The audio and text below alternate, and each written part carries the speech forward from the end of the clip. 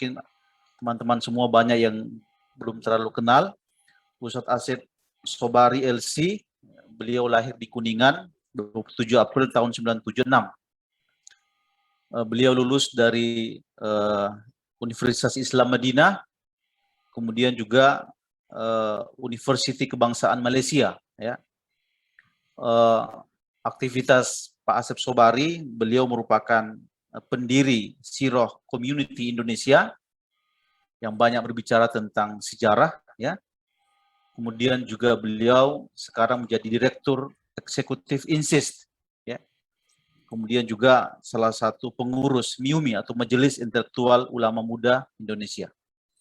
Dan hari ini saya sudah lihat beliau ada di antara kita. Dan untuk mempersingkat waktu selama 20 menit, saya berikan kesempatan untuk menyempurnakan apa yang disampaikan oleh Pak Tauhid Bawazir tadi. Kepada Pak Ustadz Asep Sobari, saya persilahkan. Syukran Ustadz. Bismillahirrahmanirrahim. Assalamualaikum warahmatullahi wabarakatuh. Waalaikumsalam warahmatullahi wabarakatuh. Alhamdulillahirrabbilalamin. Alhamdulillahi wahdah. Wassalatu wassalamu ala man la nabiyya ba'dah wa ala alihi wa sahbihi wa man tabi'ahu wa wala amma ba'd. Alhamdulillah, segala puji bagi Allah Subhanahu wa taala atas segala nikmat yang dilimpahkan kepada kita semua. Termasuk nikmat kehadiran kita sore hari ini di majelis yang insya Allah begitu mulia karena merupakan majelis thalabul ilmi. Semoga kita selalu diberi taufik oleh Allah untuk menikmati hidangan ilmu meski di tengah keterbatasan dan suasana pandemi yang masih melanda. Salawat dan salam semoga tercurah kepada junjungan kita semua, teladan hidup kita, baginda Nabi Muhammad SAW, juga kepada segenap keluarga, sahabat, dan seluruh pengikut beliau. Muslimin muslimat rahimakumullah. Apa pentingnya sosok Hajjaj bin Yusuf Al-Thaqafi untuk kita gali atau untuk kita bahas pada hari ini? Pertama tentu saja nama ini terlalu terkenal. Bisa dikatakan nama yang dalam tanda petik bertanggung jawab terhadap gejolak persoalan umat selama kurang lebih seperempat abad di abad pertama. Dan ini adalah abad yang tentu saja dari berbagai sisi sangat kritikal untuk kita gitu loh. Karena di satu sisi ini adalah abad yang masih mengumpulkan generasi terbaik Islam, ada sahabat, dan tentu saja ada generasi tabi'in senior, awal tabi'in, sebagai pedoman ataupun sebagai teladan bagi kita semua. Tapi di sisi lain kemudian ada fakta sejarah, ada kenyataan yang terjadi di masa generasi ini, gitu, di mana tentu sulit untuk diterima sebagai sebuah contoh atau model keteladanan. Gitu. Dari dampaknya saja, artinya dari apa yang terjadi, gitu, itu sulit kita menerima tadi seperti yang diangkat oleh Pak Tahir ya, bahwa di generasi ini ada satu orang yang bisa dikatakan bertanggung jawab terhadap kematian 100.000 orang. Tentu saja tidak semuanya atau bahkan kebanyakannya tidak pantas, tidak bisa dibenarkan dengan alasan syar'i ataupun hukum agama atau bahkan ya norma kemanusiaan gitu ya, untuk dibunuh, untuk layang nyawanya. Ini kan nggak mudah. Sekali lagi ini kan terjadi di generasi ini, artinya terjadi di generasi transisi antara sahabat dan tabi'in. Sementara di saat yang sama kita tahu bahwa generasi ini adalah generasi teladan, gitu ya. Nah, maka walaupun tentu kita tahu bahwa keteladanan bukan berarti lepas gitu ya. Berarti artinya semua yang dilakukan oleh generasi ini secara general itu otomatis itu adalah teladan bagi kita. Kita tentu punya batasan bahwa keteladanan dalam kebaikan itu pasti gitu. Tapi kok bisa terjadi ini di tengah katakanlah generasi yang secara umum seharusnya menjadi teladan kita. Gitu. Nah, yang kedua, secara lebih spesifik kita menjadi mengerti kalau kita bisa memahami dari sudutnya ini, itu ada yang bisa kita pahami. Gitu ya. Sesuatu yang penting sekali dalam memahami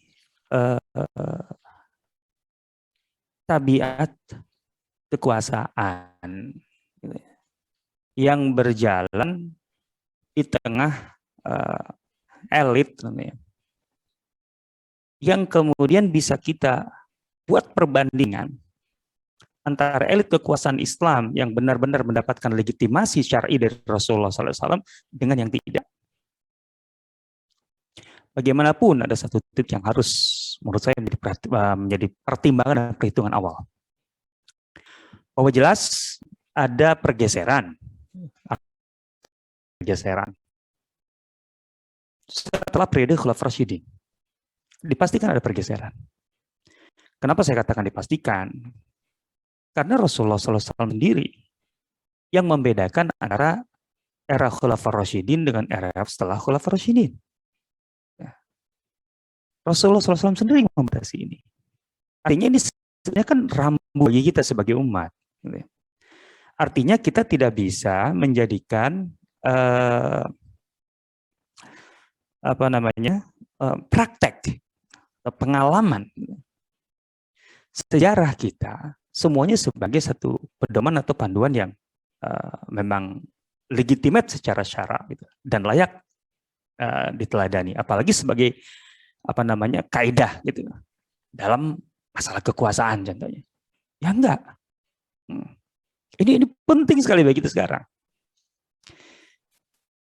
Saya harus mengatakan bahwa ketika kita menyebut semua kita nih kebiasaan kita, artinya dalam budaya intelektual kita ataupun nggak mesti intelektual ya, artinya ya budaya umum lah kita, budaya kajian kita untuk menyebut seluruh kepemimpinan atau masa kepemimpinan dalam Islam dari sejak setelah Rasulullah SAW sampai Turki Utsmani sebagai khilafah contohnya. Ini contohnya. Ini kan istilah ini kan sering kita gunakan dan kita generalisir.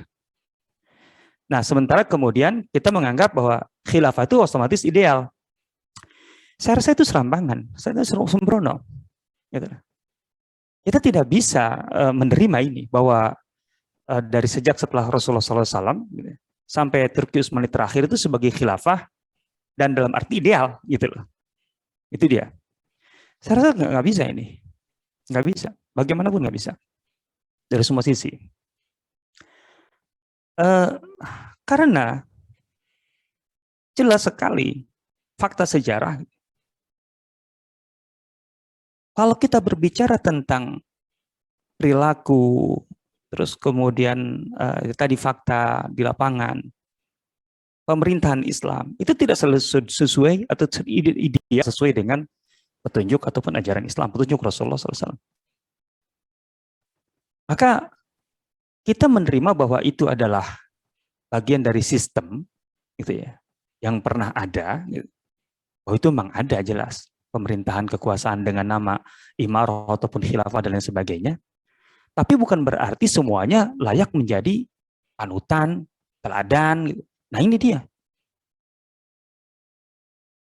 Jadi apa yang terjadi di tengah masa Bani Umayyah, terutama di periode Hajjaj ini, tidak bisa kita jadikan kaidah bahwa itu adalah standar ideal hubungan antara penguasa dan rakyat. Kaidah perpolitikan Islam. Jelas tidak mungkin. Jelas tidak mungkin. Yang pertama kali menolak itu adalah masyarakat pada saat itu, di mana di situ ada para sahabat, ada tabi'in. Yang pertama kali menolak. Bahkan saya tarik tadi bahwa jelas hadis Rasulullah SAW ketika Rasul membatasi al-khilafatu ba'di setelahku, khilafah dalam arti ideal itu ya 30 tahun salah sunnah. Setelah itu tidak lagi berada di level ideal ini sebagai khilafah. Summa yakunu mulk. Setelah itu mulk. Begitu Rasul membedakan antara khilafah dengan mulk, artinya ada pergeseran. Itu jelas konsekuensinya. ada pergeseran. Memang tidak semua mulut otomatis buruk seluruhnya, enggak. Karena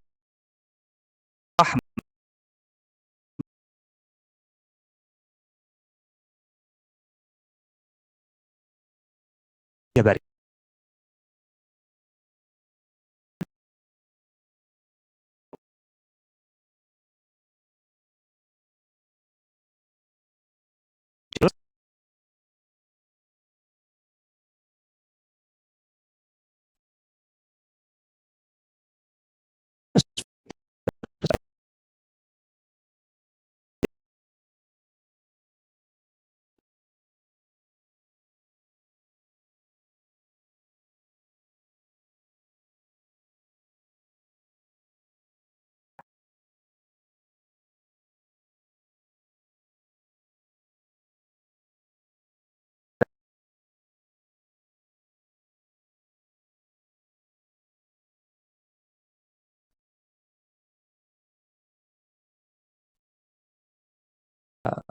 Yang mencoba untuk katakanlah mencari alasan untuk membenarkan sebisa mungkin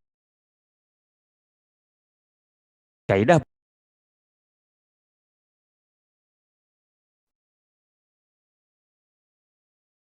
dilakukan hajat itu kemudian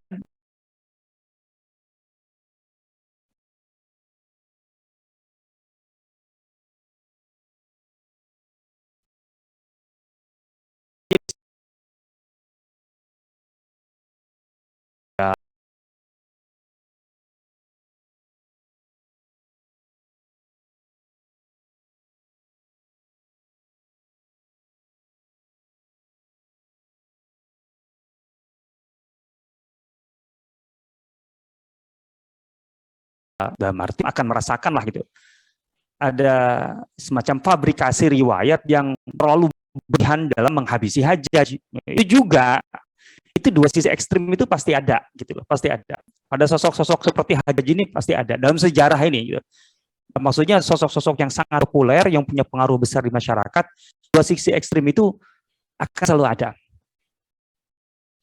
Artinya kalau sosok baik, paling mudahnya ya, Harun ar-Rasyid kurang apa baiknya sebenarnya kalau kita timbang berdasarkan pertimbangan sejarah gitu ya, artinya dari secara historiografi gitu ya. Tapi coba lihat, bagi yang tidak suka Harun ar-Rasyid itu, 1001 malam itu kurang apa?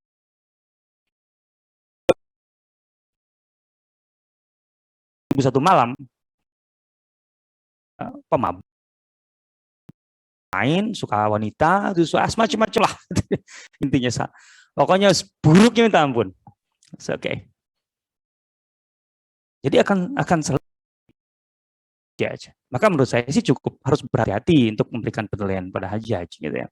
Artinya menimbang dua sisi itu. Ya. Sisi yang dalam arti secara positif gitu ya. Sehingga kemudian yang dilakukan Hajjaj yang begitu luar biasa mendasar sekalipun dianggap paling tidak terlalu bermasalah. Sehingga muncullah bahasa contohnya ini secara redaksi gitu ya. Seperti buku yang saya pegang ini, Al-Hajjaj bin Yusuf As-Saqafi Al-Muftara Alaih. Jadi kesan dari awal. Ini pembelaan terhadap Hajjaj. Gitu ya, pembelaan terhadap Hajjaj. Saya katakan kesan dari awal. Ini setidaknya mengikis lah gitu atau mengurangi gitu bobot negatif dari seorang Hajjaj gitu. Nah di sisi lain kita akan dapat Hajjaj itu pokoknya seburuk-buruknya, sebusuk-busuknya. Sekali lagi hati-hati dalam menilai sejarah. Kita akan selalu dua sisi itu.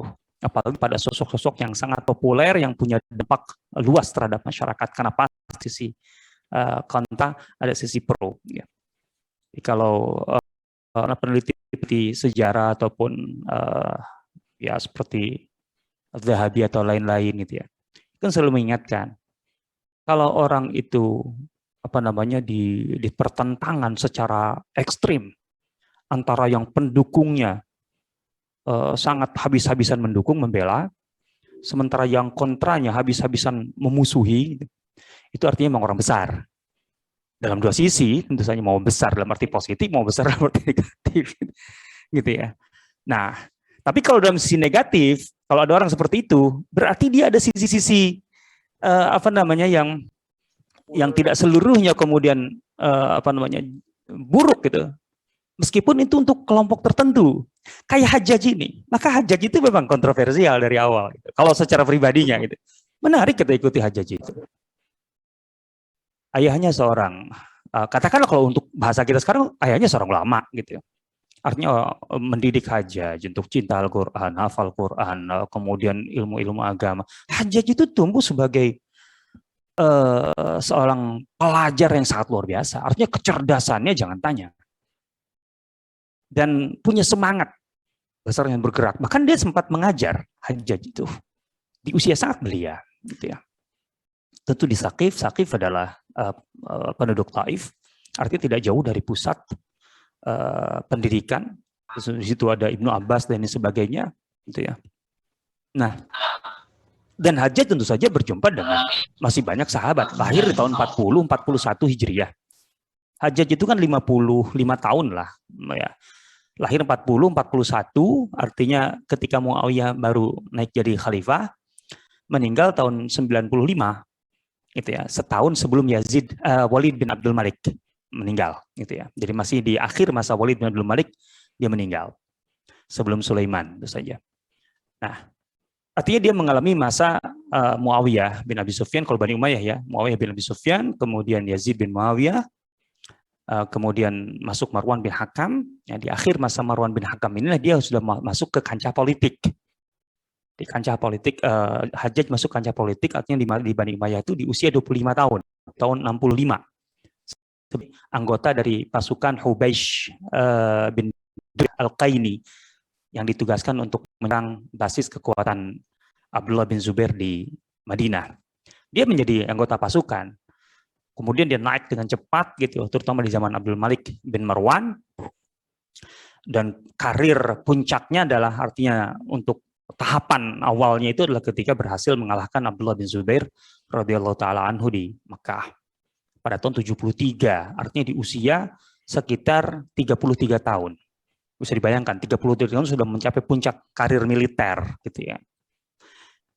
Sangat penting sekali karena dengan begitu berarti berjasa. Ini sekarang dari sudut dari kacamata politik Bani Umayyah ya, artinya bisa mengembalikan kedaulatan Bani Umayyah yang betul-betul sebenarnya Bani Umayyah itu sudah kalau bagi saya sebenarnya Bani Umayyah itu sudah sempat ilegal kalau menurut pandangan saya gitu ya. Ketika mereka kisruh gitu ya setelah Yazid bin Muawiyah itu, artinya mereka kan tidak sepakat, sempat tidak sepakat dan kemudian sudah nggak ada pengaruh kecuali di Syam itu pun tidak terlalu kuat sebenarnya awal-awalnya, artinya sudah goyah Syam sendiri dan sir, gitu. Sementara semua wilayah lain semuanya ke Abdullah bin Zubair. Dari sini sebenarnya Ibnu Hajar menyatakan bahwa Abdullah bin Zubair itu Amirul Mukminin.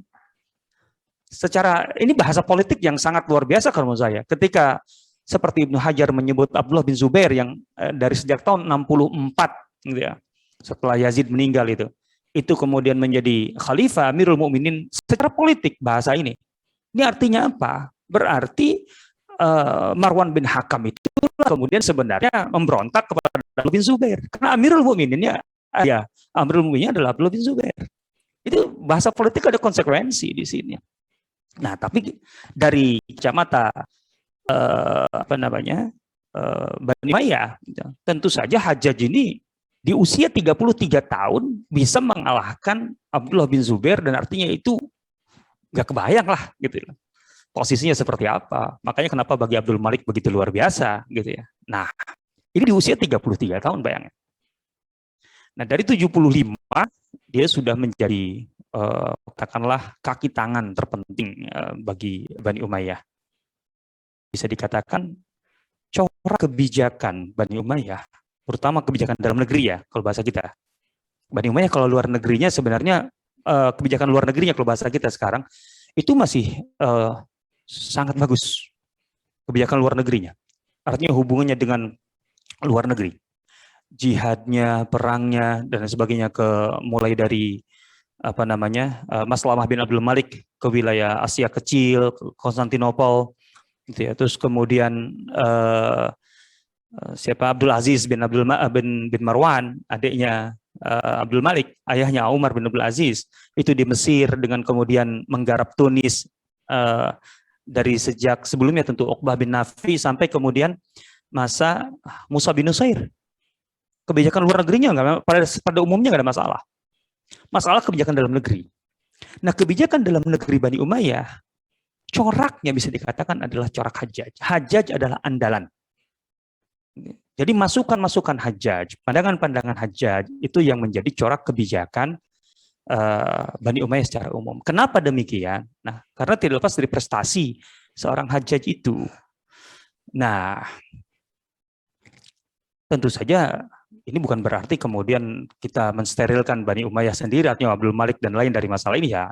Tentu saja penerimaan itu karena juga hanya ada reseptornya gitu loh. Artinya memang punya kecenderungan yang sama pada saat itu bisa menerima itu gitu ya. Nah, kemudian ketika masuk ke Walid bin Abdul Malik itu berlanjut gitu ya. Dan penempatan Hajjaj di Irak setelah Hijaz tahun 75 berarti di usia 35 tahun ya, sudah jadi gubernur. Otomatis dengan melihat bahwa Hijaz itu menjadi katakanlah kawasan paling rentan bagi legitimasi Bani Umayyah, makanya ditempatkan Hajjaj. Ketika kemudian Hijaz itu sebenarnya cenderung adem. Hijaz itu cenderung adem secara politik. Yang paling bergejolak tuh Irak. Maka ketika Irak semakin kelihatan berbahaya bagi Bani Umayyah, maka Hajjaj dipindahkan ke Irak, kan gitu.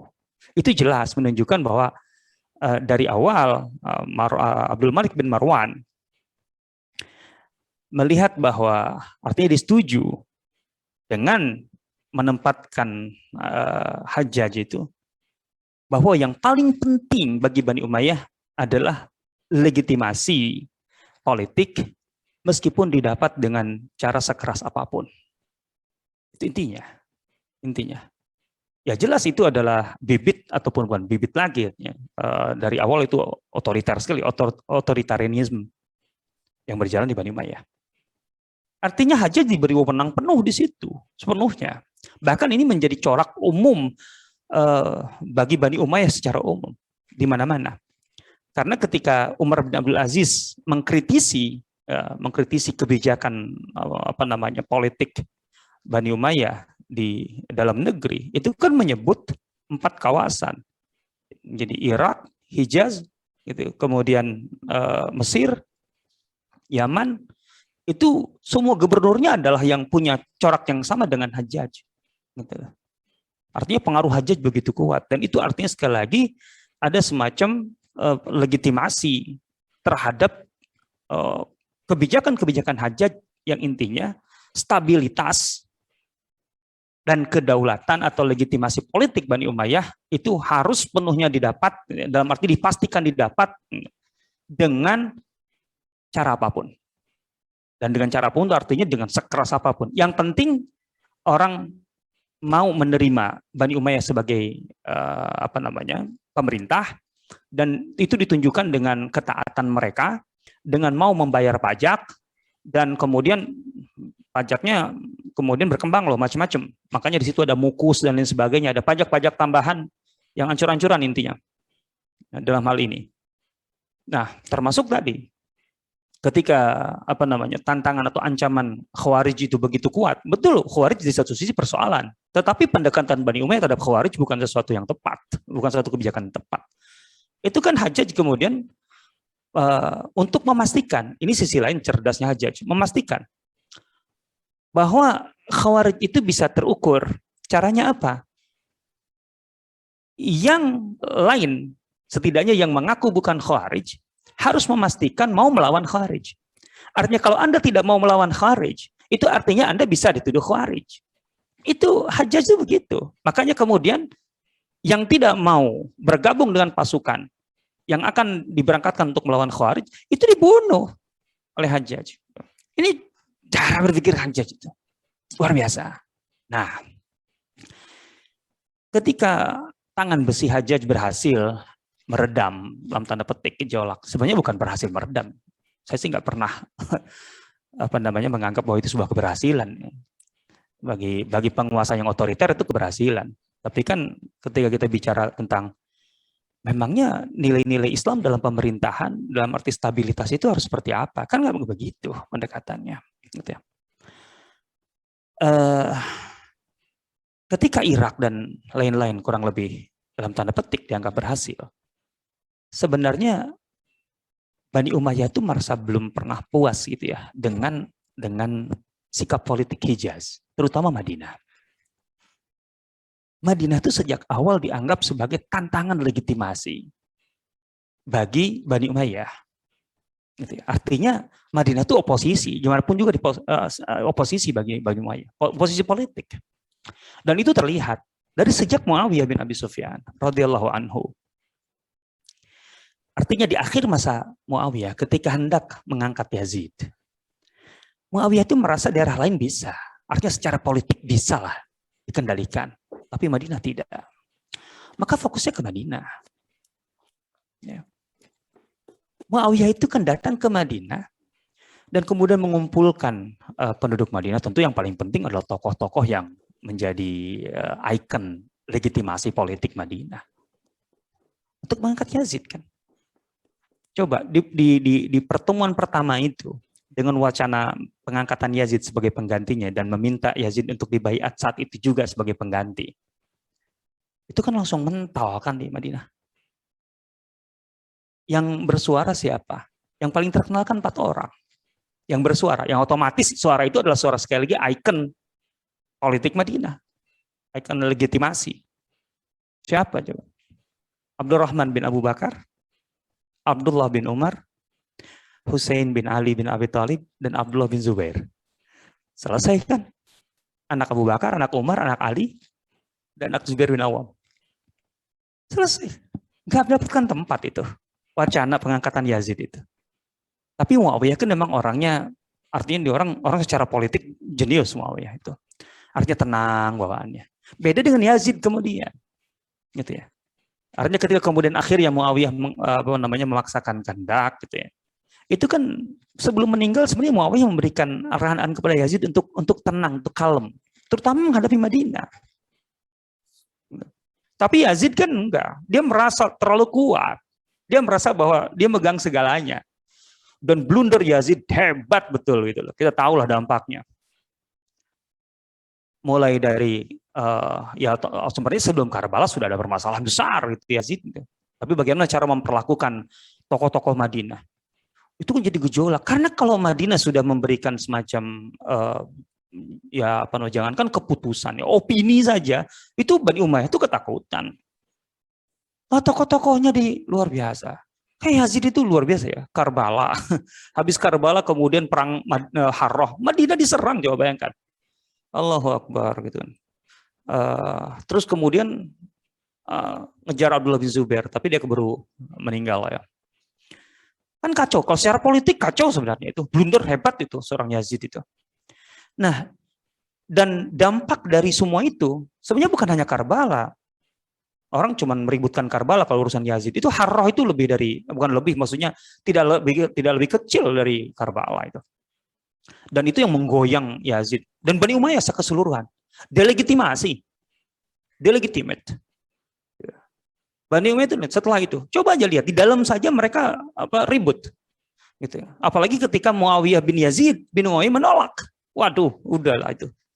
Ini kan antara di keluarga Muawiyah atau ke keluarga yang lain, keluarga Marwan. Ini kan masalahnya luar biasa. Yang Marwan tampil sebenarnya sebagai pengantar. Dia tahu diri lah, dia tua. Gitu ya. Tapi sebenarnya di dalam Bani Umayyah saja, di dalam elitnya bermasalah, apalagi di bawahnya. Dia legitimate loh Bani Umayyah. Makanya di situ muncullah Abdullah bin Zubair. Dari tahun 64 sampai 73, 9 tahun Abdullah bin Zubair itu. Hijriah ya. Nah, di sini kemudian gitu, Marwan bin Hakam berhasil menghimpun kekuatan kembali. Gitu. Kemudian dia mengalihkan ke anaknya, atau beralihkan anak ke Abdul Malik. Itu pun sebenarnya juga tidak lepas dari konflik di dalam. Tapi Abdul Malik berhasil kemudian, terutama melalui Hajjaj itu mengukuhkan. Maka bagi Bani Umayyah ya udahlah terima aja gitu akhirnya. Karena kalau tanpa itu jelas yang lain bisa lebih kuat. Nah, jadi ini permasalahan menurut saya tidak sederhana gitu ya. Legitimasi politik Bani Umayyah dari Hijaz. Makanya sampai masa Abdul Malik bin Marwan jelas itu berhadapan dengan Abdullah bin Zubair, dan kemudian tahun 75 sampai Hajjaj di situ. Tapi karena Irak lebih bergejolak, dipindahkan ke Irak, Hijaz nggak mudah, Madinah nggak mudah. Betul secara manuver fisik tidak sedahsyat Irak gitu ya, tetapi secara bobot legitimasi politik Madinah atau Hijaz lebih kuat. Madinah, Makkah lebih kuat. Makanya Al-Walid bin Abdul Malik itu mencoba gitu, setelah katakanlah dengan pendekatan Hajjaj itu Irak dan lain-lain bisa betul-betul didiamkan, diam, gitu, membisu. Tapi kemudian kan Hijaz sulit itu. Sementara tetap orang haji, umroh ke Madinah, ke Mekah, ke Madinah. Sementara di situ kan, maka dia harus menempatkan orangnya, gitu ya. Nah dari sini Bani Umayyah secara umum sebenarnya betul-betul dari awal ya menaruh harapan besar kepada Umar bin Abdul Aziz. Karena Umar bin Abdul Aziz jelas Bani Umayyah, putra Abdul Aziz bin Marwan. Abdul Aziz bin Marwan adalah putra mahkota sebenarnya untuk menggantikan Abdul Malik. Cuman karena meninggal duluan akhirnya ke anaknya Abdul Malik, yaitu Walid bin Abdul Malik. Nah, makanya kemudian kan begitu dimanja Umar bin Abdul Aziz itu sama pamannya sendiri oleh Abdul Malik bin Marwan gitu. Jadi ketika masih dibesarkan, Umar bin Abdul Aziz itu lahir tahun 60-an. Artinya 20 tahun lebih muda dari Hajjaj gitu. Jelas lebih muda.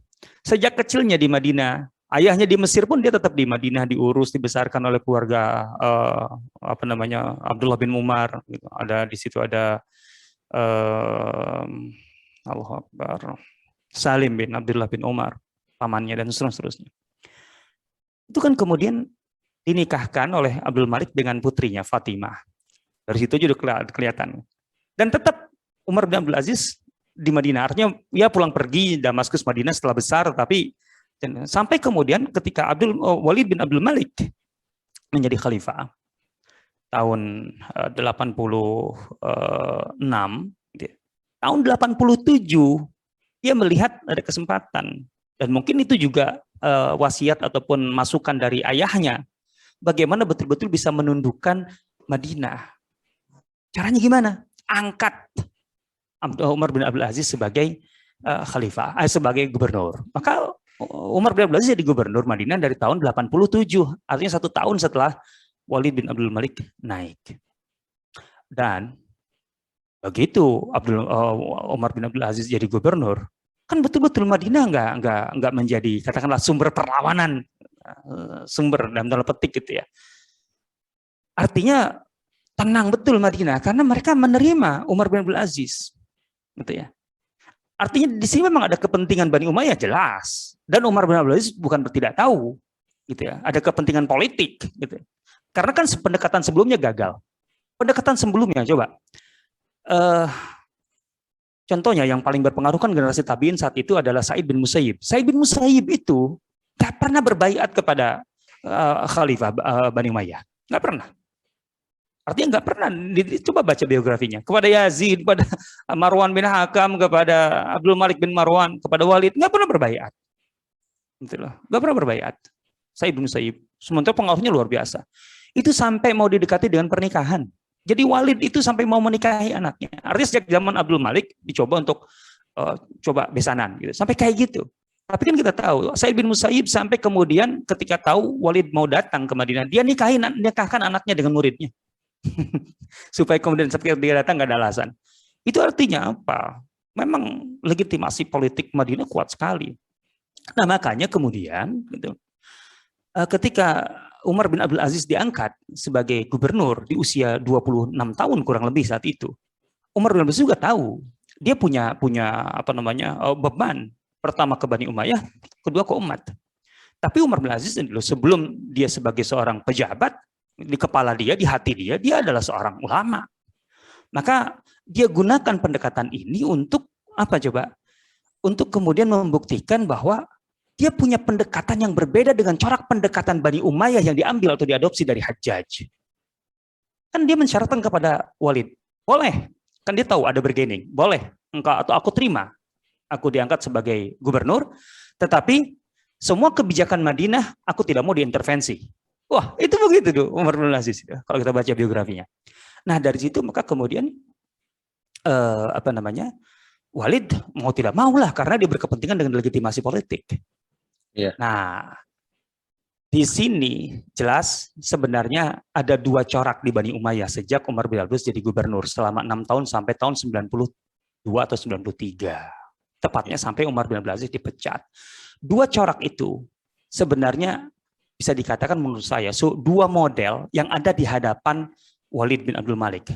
Umar bin Abdul Aziz sukses. Artinya betul-betul Bani Umayyah kuat, kokoh gitu. Tapi bagi Hajjaj itu dianggap kelemahan.